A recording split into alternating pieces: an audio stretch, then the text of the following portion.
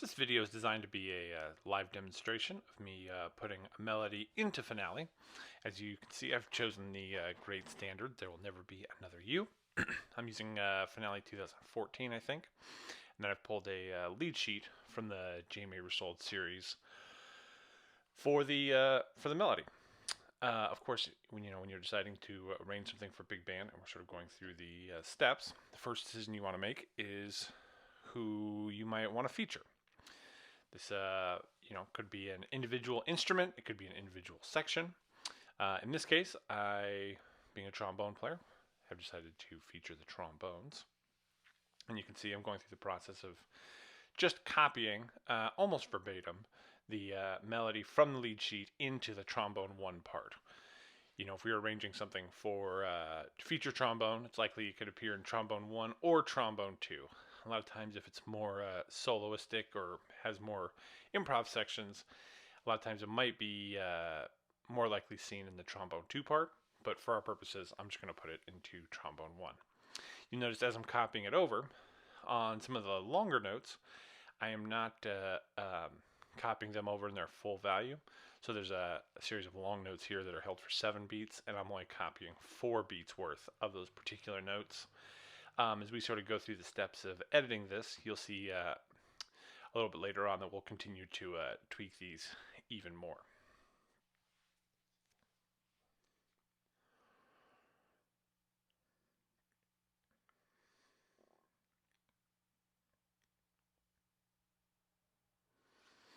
You'll also notice that as I'm going through here, I'm not adding in any dynamics or articulation yet. Again, what we want to do, and just so we can sort of codify the whole process, is literally just copy over the exact melody and chords over from the original version so that we have a template to work from.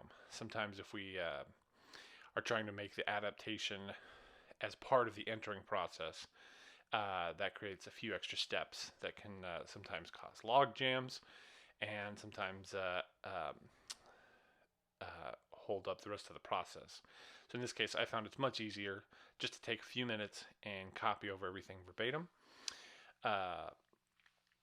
For our purposes, we're just copying over the melody, and then I'm going to go down to the rhythm section parts and copy over the chord changes.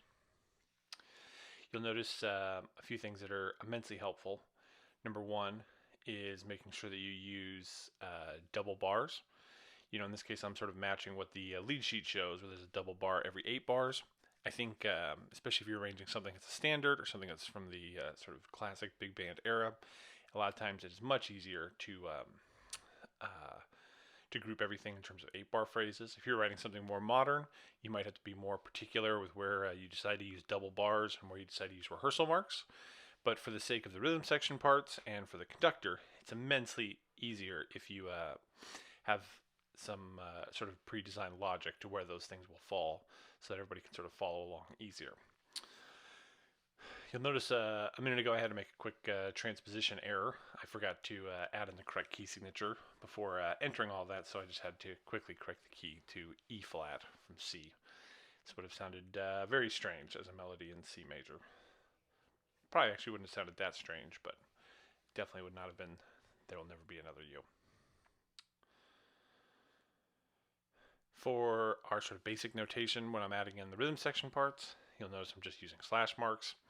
I've changed the chord font to be on the slightly bigger side. The default Finale fonts are usually on the smaller side, and I just like having them bolded and a little bit bigger. This can create issues if you have multiple chords in one bar, especially if you had a situation where you had 3 chords in one bar. So do have an awareness to that and how you might sort of fix those problems layout-wise as you're entering things. But for our purposes, most of these bars only have 1 chord per bar, at least for the section we'll do. You notice at the very end of the tune, there's a lot of 2-bar, 2-5 ideas. Sorry, 1-bar, 2-5 ideas. But we're not going to get that far. We're only going to look at the first 16 bars of this particular melody. You'll also notice that the Finale sort of default chord placement is pretty high above where the slash marks are. So another one of the changes that I'll also make, in addition to making sure that everything's sort of lined up nicely in the bar is making sure that everything's a lot closer to the slash marks. As you're looking at a piano or bass part that's primarily slash marks, we want it to be as clean and as clear as possible.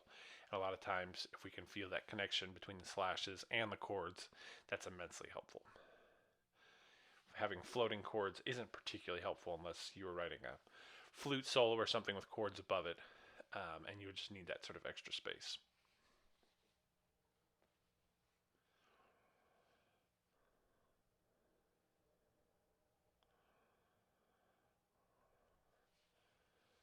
Generally, when I'm going through this process, I will either write out the bass part or the piano part first. And by writing out, I mean just filling in all the chords. And then I'll go through and I'll actually just copy and paste one of those sections from the other section. So after I get sort of all the chords so that they're nicely looking in every bar, then I'll go back and I'll actually just copy everything down into the bass part. Again, this is designed just so we have a nice template to work from. This won't be our sort of our final product.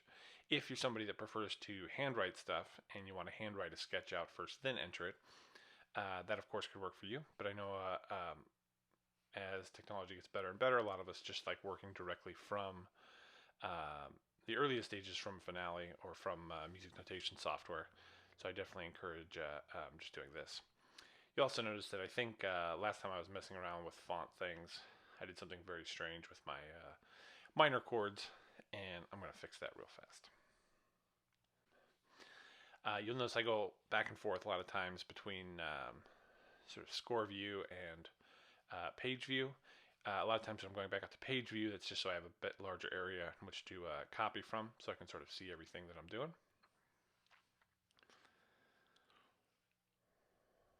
You see now that I've copied the piano and bass parts.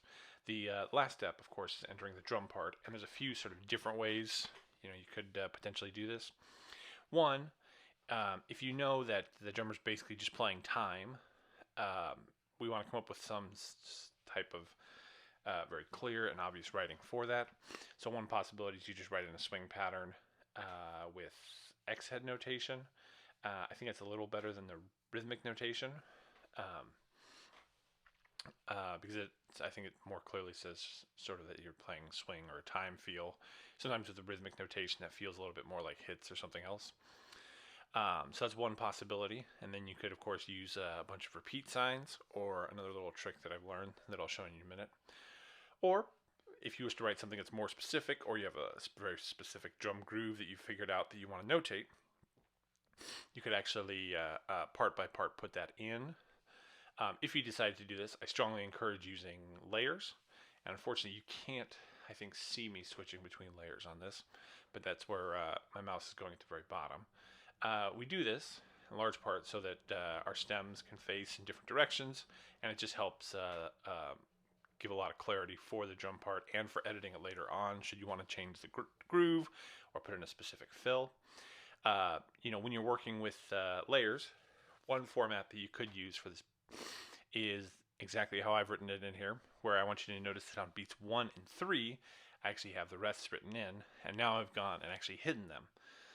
It's sort of 50-50, and it's sort of like a drummer by drummer basis, which sort of format you prefer.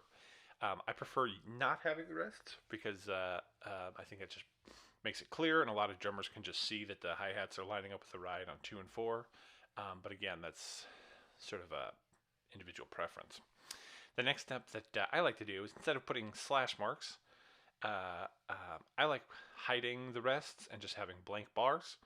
When I go to actually make the drum part then, I can do a number of different things. I can put sometimes I use like the glissando tool just to draw like a squiggly line through all of those, and then write 7 or 8 above, so the drummer knows they're just playing 8 bars at a time. You can also, when you're going to the drum part itself, you could also just delete 6 of those, so you have 1 bar of time and then 1 blank bar, and then above that just put 7, and just make sure that they know that they're playing 7 bars at a time. I feel like a lot of times this gives sort of heightened flexibility and just clarity for the part, as opposed to having too many slash marks or just having the drum part written over and over again. with that being said, I think this is a pretty good introduction to the very first steps in terms of what we're looking at. The next thing we'll look at is adapting the melody and sort of changing up some of the rhythms.